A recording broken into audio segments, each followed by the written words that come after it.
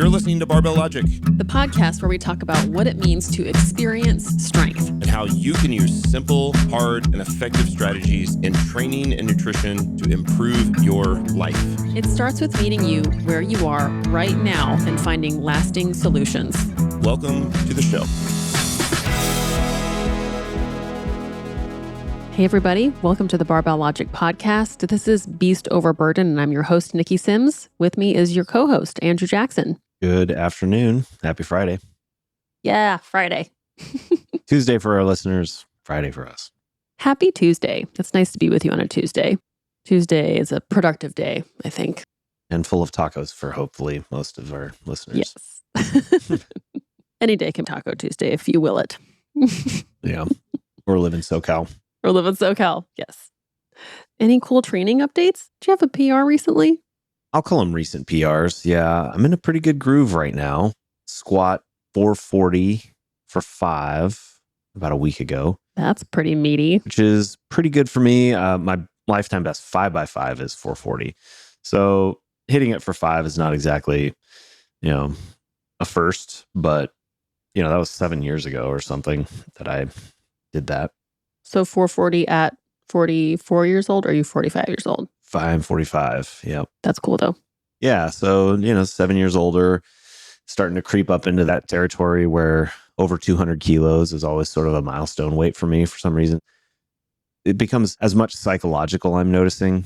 There's certain numbers where I start to second guess the technique and get a little bit more tentative, I notice, during the descent. So what I like about my training right now is that I'm in that area more consistently. And because I'm not really peaking in my training, I'm hitting those numbers more frequently instead of just hitting it and then crashing for the next 6 weeks. And it staying at that sort of weight that's big, unfamiliar. My training is much more edging, if you will, up to those numbers. And so I'm getting a lot more comfortable at the riding the edge, at that 400 plus range, which feels good. Deadlift, my back is feeling good. So I'm starting to do more what feels like work instead of just sort of survival mode at weight, at the weight. It's still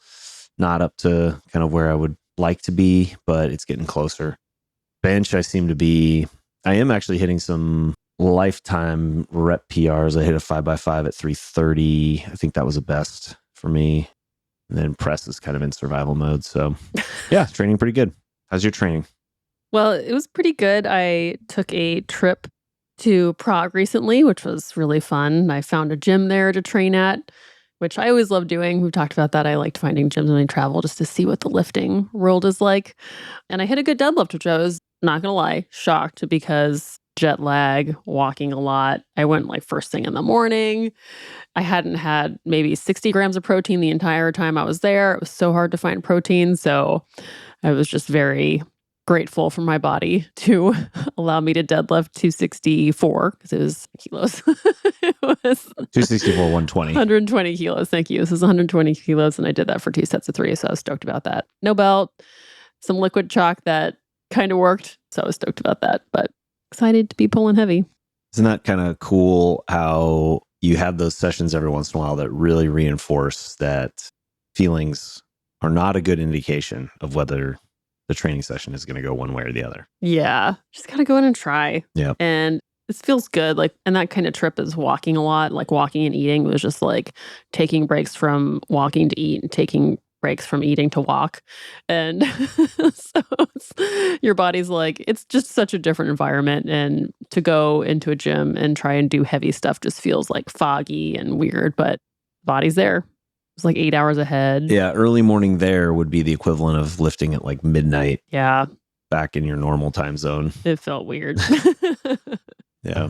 And yeah, currently pursuing some chin-up PRs. So I'm excited to see where that'll take me. But that's been feeling pretty good. So excited about that pursuit. Yeah.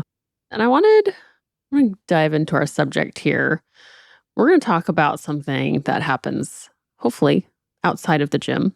It's a lot like nutrition, where it's not something you see on your program, and it's something that can really negatively impact your training or really support your training, and that's recovery. I know we encourage our clients a lot when training is maybe not working like we want it to, looking at the program as it's written. So we ask the questions that really influence recovery. I think you've been chewing on some things about this subject. Like, what's been on your mind lately about recovery? I think about recovery in the context of the stress recovery adaptation cycle, which we've talked about many times on the podcast in the past. And so, I mean, a big part, I think, of recovery is first talking about the stress that you need to recover from. And the more that I do coaching, the more that I have conversations with different clients who have different goals. And the number of variables, though, that we're really juggling are not as many as it may seem, I think, at first. What do you think those are?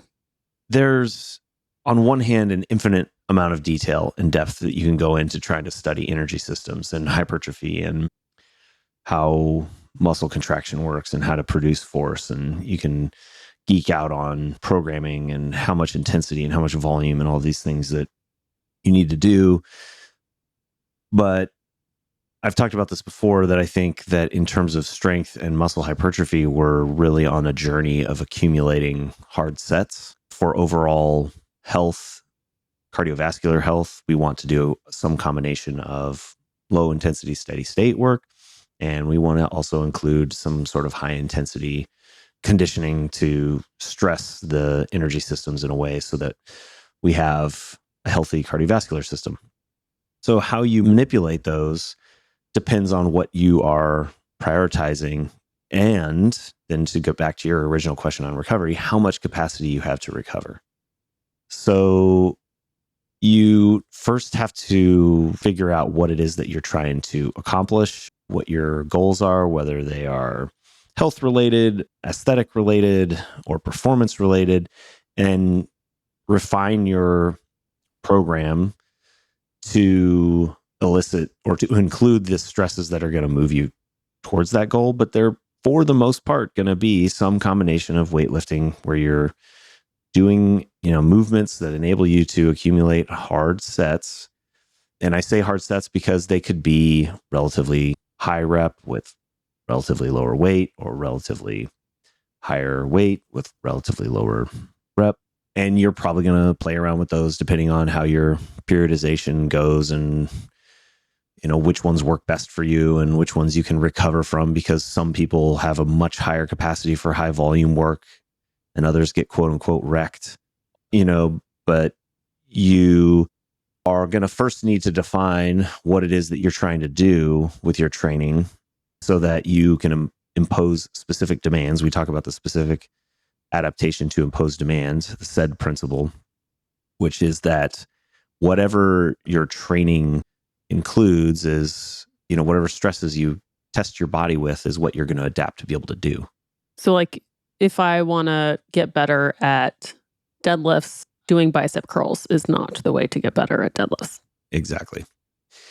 And then the recovery component, I think, becomes the constraint for how much stress within those specific imposed demands that you can handle. So the art of programming in my mind is this kind of iterative scientific method or scientific process of testing a certain stress that fits within the realm of the specific imposed demands that you're trying to, that support your goals.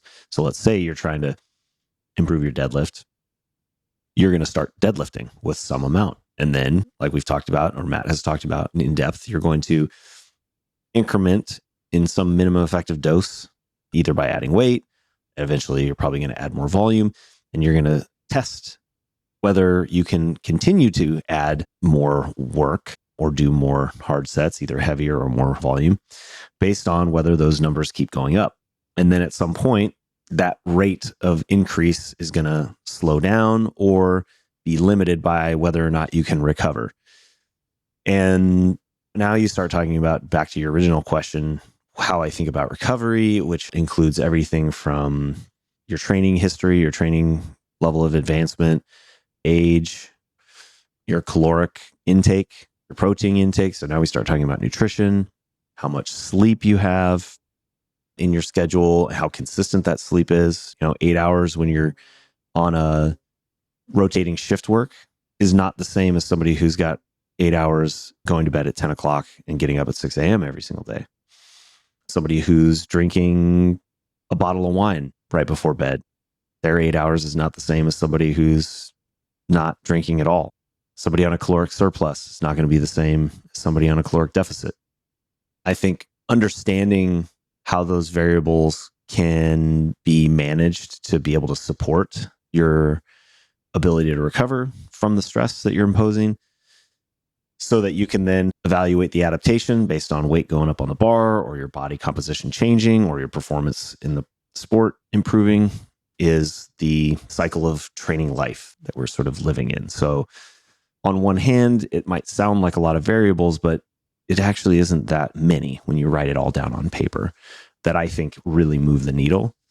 A lot of the conversations that I've been having with my clients seem to be helping them recognize what they really have the capacity to recover, kind of helping them think through the amount of energy that they can invest into the recovery.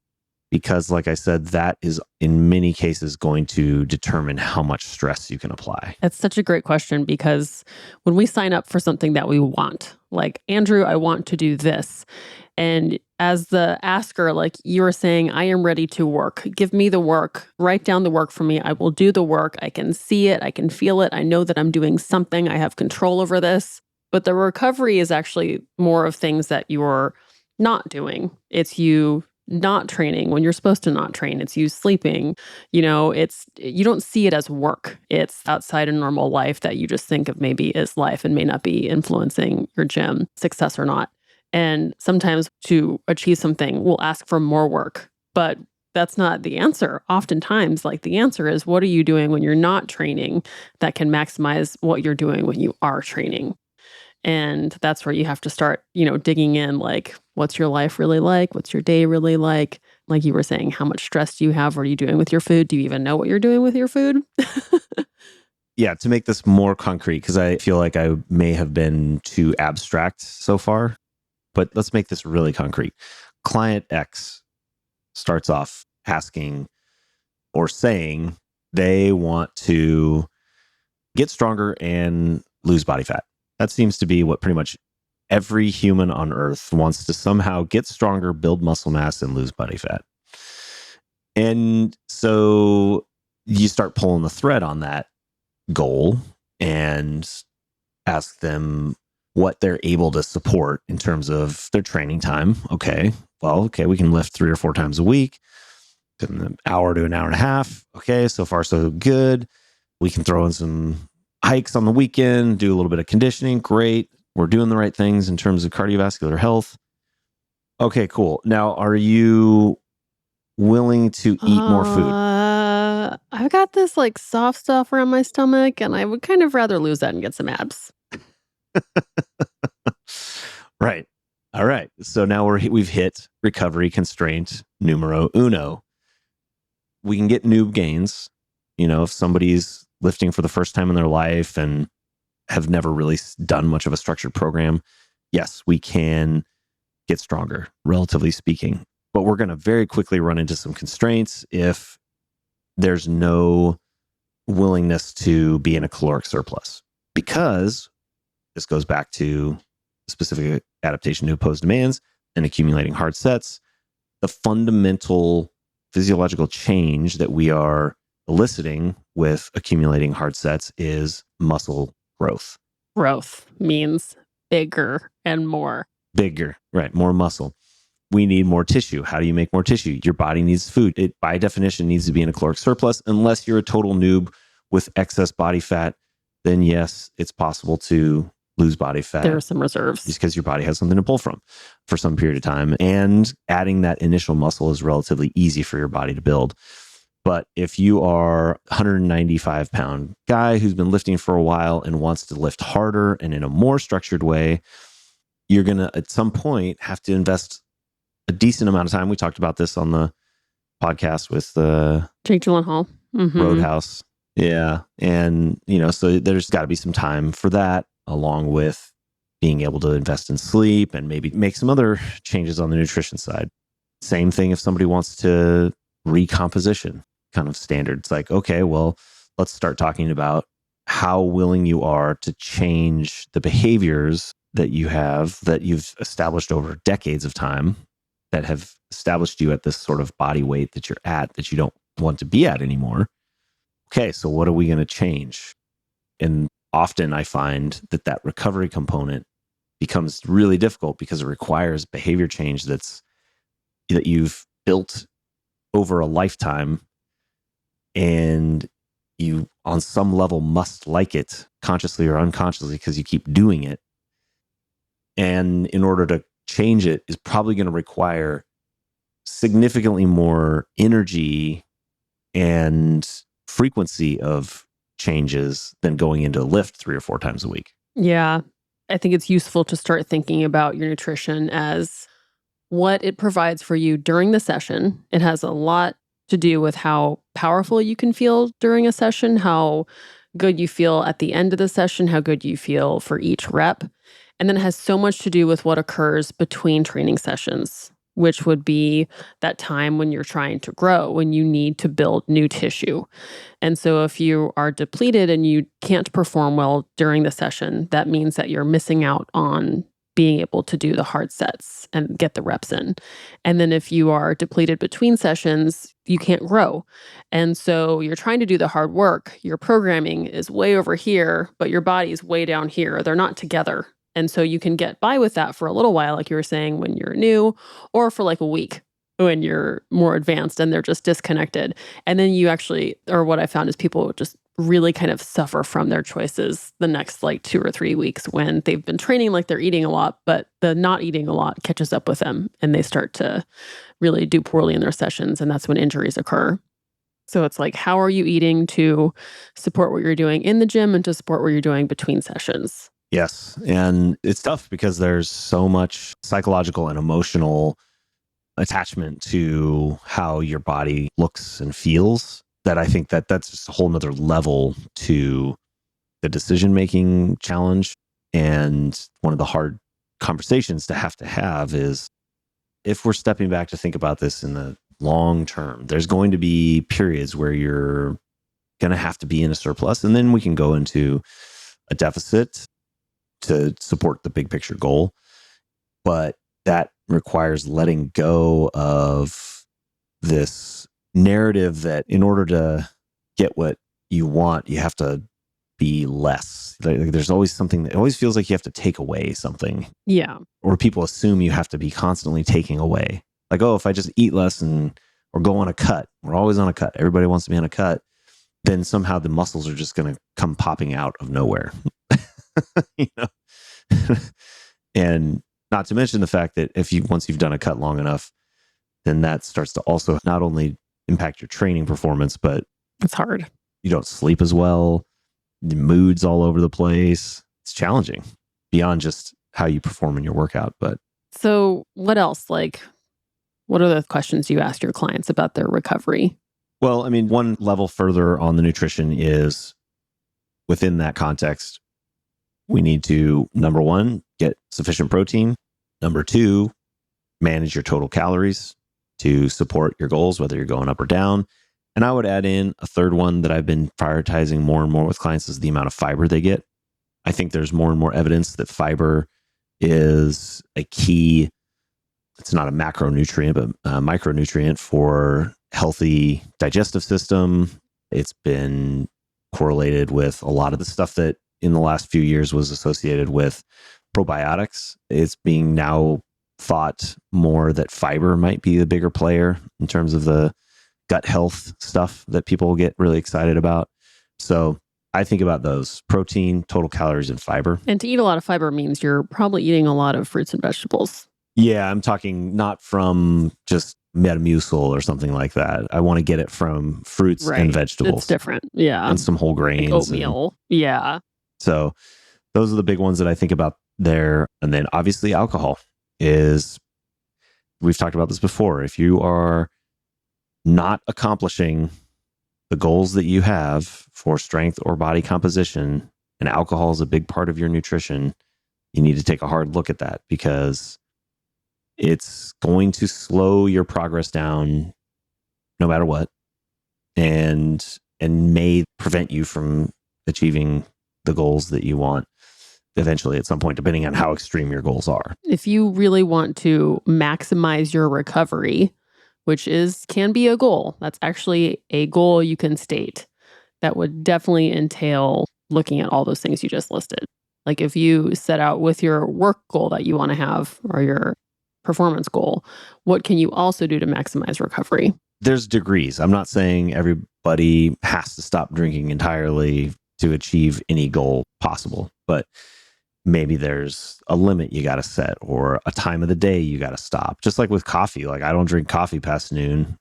More and more, I'm leaning towards having a end of the day time for having the last drink, not just of alcohol, but I've been trying to stop drinking fluid in general, because it changes the number of times I wake up in the middle of the night.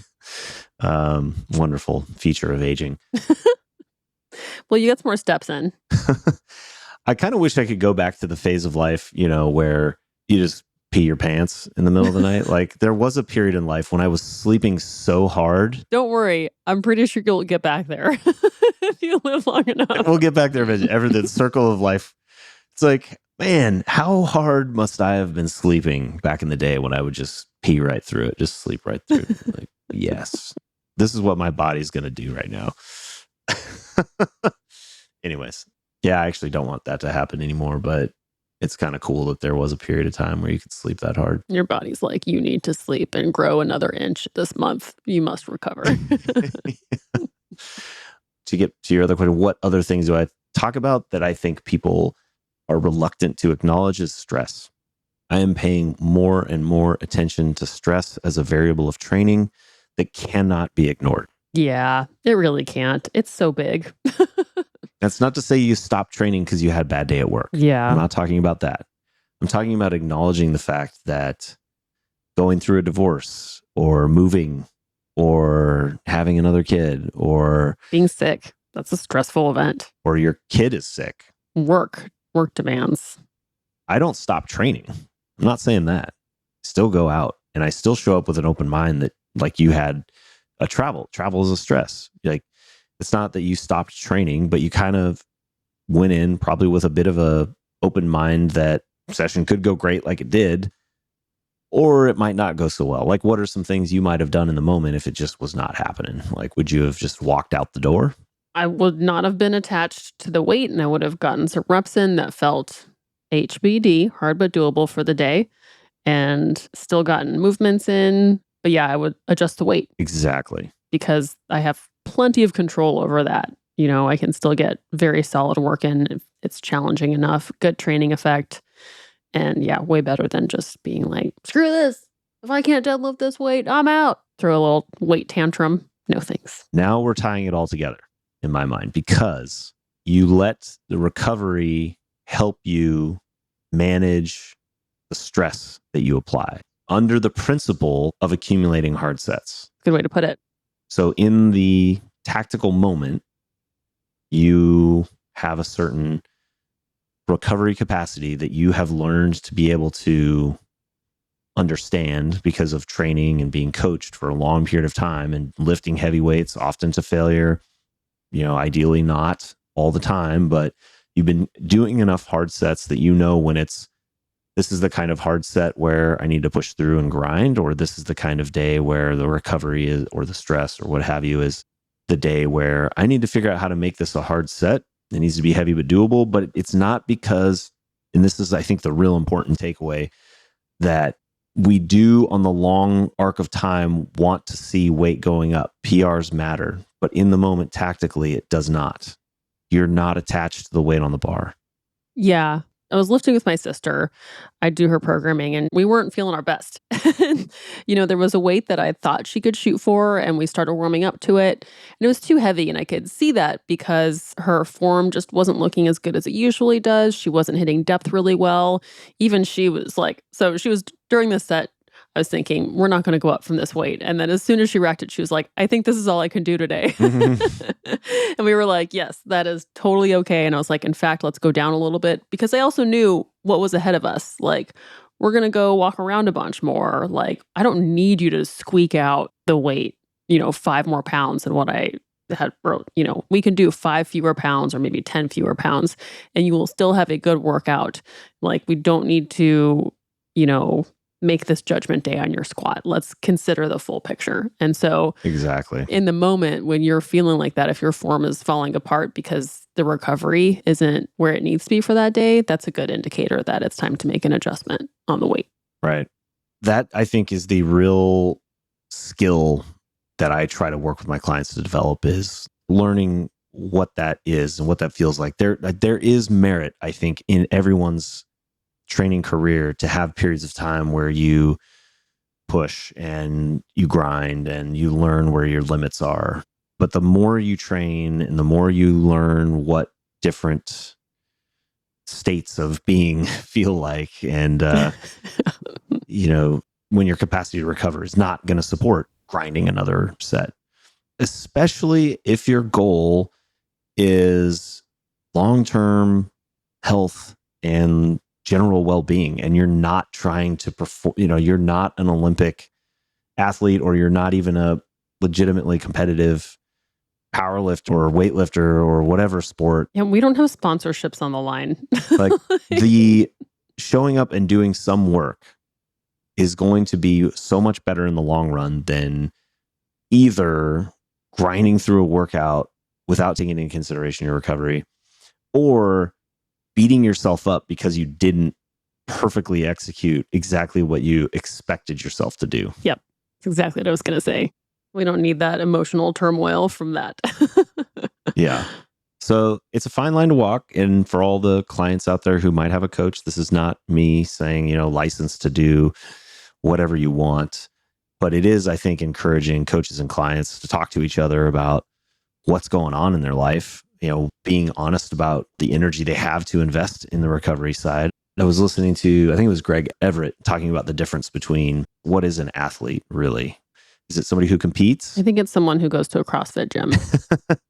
Is it somebody who competes, at a regional or at all? And his definition is, an athlete is somebody who prioritizes training and recovery, and life then fits around it. But the vast majority of our clients and listeners, I'm assuming, are prioritizing life and fitting training around it. Yeah. So unless you're an athlete by that definition, I think we need to figure out and be honest with ourselves about the energy that we have to put into the stress and the recovery, and then maintain maybe a more sustainable view on the adaptation that we can expect, so that we can train for the long haul. What about active recovery? What's that? That phrase I love. I think most people think of it as low intensity, steady state, sort of low impact, probably, going for walks. I consider that the time that you're investing in cardiovascular health as well. Like, I think that's part of why I do the 10,000 steps, not because I think there's some magic thing about 10,000 steps, but by having that as a metric, I like the behavior that it encourages, because I get outside a couple times a day. Like, wow. So is it 10,000 steps? Exactly. No, but is getting outside a couple times a day and going for a walk feel amazing and help? Yeah. Yeah. Yeah. I think active recovery came from like running a gym, when I was running gym back in like 2009, 2010. And we like wanted people to still come in, but we knew that it wasn't good if you did a 6-day of CrossFit. It was like, how about active recovery? And then even then some people would be like, I'm just going to row a 5K, and be like, well, I don't think that that's good. But it's like, it feeds into that phrase, I think, really feeds people who just like to do more. And so I think when someone asks for active recovery, it's because they want to do more and they're figuring out what more they can do. Yeah. And I don't always love that the word recovery is in there, because it doesn't mean that when you row 5K or whatever, you are recovering. It just means that we're not letting you touch a barbell today. Yeah. Yeah. Well, and there's the other end of the spectrum where some people, I think CJ has talked about this before, where he was so scared of affecting his stress recovery adaptation cycle that he would like feel paralyzed on the couch. Yeah. Like if he moved at all, he wouldn't add his 5 pounds to the next session. Yes. And so whether you want to call it active recovery or not, I do think being physically active and mobile and doing things on a non quote unquote training day is still a good thing to do for general life. That's good. Yeah. And and this is something that I've been doing more and more with my programming is when people ask me about whether whether they should, do some sort of cardio or what have you on their off days, or whether they should wait until they do the first 6 months or something like that. And I've become way more I used to say no, only lift. bullish about incorporating it from the very beginning, because I believe that within reason, they're going to adapt to doing both at the same time. Yeah. Because again, I don't care about the first 6 months being perfect. I want to build the lifestyle and the long-term habits, sustainable habits of being able to train to support your strength and hypertrophy goals, along with your cardiovascular health and long-term kind of fitness. And also not getting burnt out, keeping it manageable. Totally. I'm thinking about this conversation I had with another one of our coaches, Brian Hosford. He was starting jiu-jitsu and he had this really great idea hit him that he's like, you know what? When he was trying to lay out his schedule between lifting and jiu-jitsu, he was like, what I need to do right now is maximize recovery. That needs to be my strategy. And I was like, yes, that's so important. Right. I wish I had heard that when I was doing jiu-jitsu and lifting at the same time. Yep. But that is a secret weapon. If you can figure out how to maximize that, then you're taking control of a really important part of being able to adapt. Right. That's like we've talked about, that's the real limiter, the governor of how much stress you can reasonably apply. I wanted to throw out one other thing just because it's all the rage. The cold plunges. Oh, yes. Or sauna or massage, manual therapy, whatever you want to call it. I'm going to put this into a bit of a gray area in the sense that you could probably find a study to support whatever your argument is or whatever your perspective is. So you have to be, I believe, a little bit careful about saying it's one way or the other. But I do not think the return on that invested time is so great that it's something that needs to be mandatory part of your recovery strategy. It's like if it feels good and it keeps you sleeping well, that might be worth it. And you can fit it into your schedule and your budget. Yeah. Great. Cold plunge specifically is in a super popular rage right now. And the evidence is starting to pile up that it is actually inhibiting hypertrophy. I'm so glad to hear that, by the way. The general take that I've seen is like, if you're a highly elite competitive CrossFitter who's trying to do multiple sessions a day and it feels good to like rapidly cool yourself down in between events, that might be a decent application for cold plunge. Probably just reducing swelling at that point. If you're tossing yourself into an ice bath right after lifting, you're probably actually inhibiting the recovery process, which actually kind of connects to a learning club call we had this week about non-steroidal anti-inflammatory NSAIDs, like ibuprofen, things like that inhibit inflammation are actually, interestingly, the studies that we looked at and our pain expert Jason Ball was saying inhibit the inflammatory response and actually potentially basically block the healing mechanism and can get you stuck in a low grade kind of permanent state of pain. That sounds awful. Or like chronic pain. No so thanks. you basically blunt the inflammation cycle. Yikes. And prevent your body from being able to get out of being in that injured state or that pain state and kind of like almost hardwire in this pain signal. So anyways, like this idea that inflammation is all bad is, I think, maybe misleading some people to try to eliminate all inflammation. And so like you said, if it feels good, man, and you like it and you can do it, great. Please don't reorganize your entire life and financial situation to have, unless that's really your jam. People out there listening, don't feel like you have to do it in order to make gains. I don't think that's the critical recovery factor. I don't think if you're squatting 3x5 at 185, you need to do cold plunges.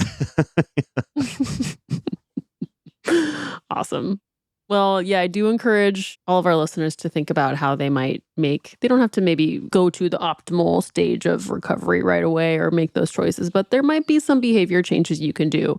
And it is really amazing how you'll feel it in the gym. And it feels really good when you feel recovered for a long stretch of time. Your workouts just feel incredible. It's a real cumulative effect. So I encourage everybody to try something that might change their life in the gym. Thank you, Andrew, for your thoughts on this. And any questions for us, if you'd like to chat with us about your recovery or what coaching might look like, I encourage you to schedule an experience call. Go to our website, barbell-logic.com/experience. We'd love to talk to you. And we'd love a review. Let us know what you think about the podcast. And we'll see you here next Tuesday. Bring your tacos. Thanks, everybody. Bye. Bye-bye.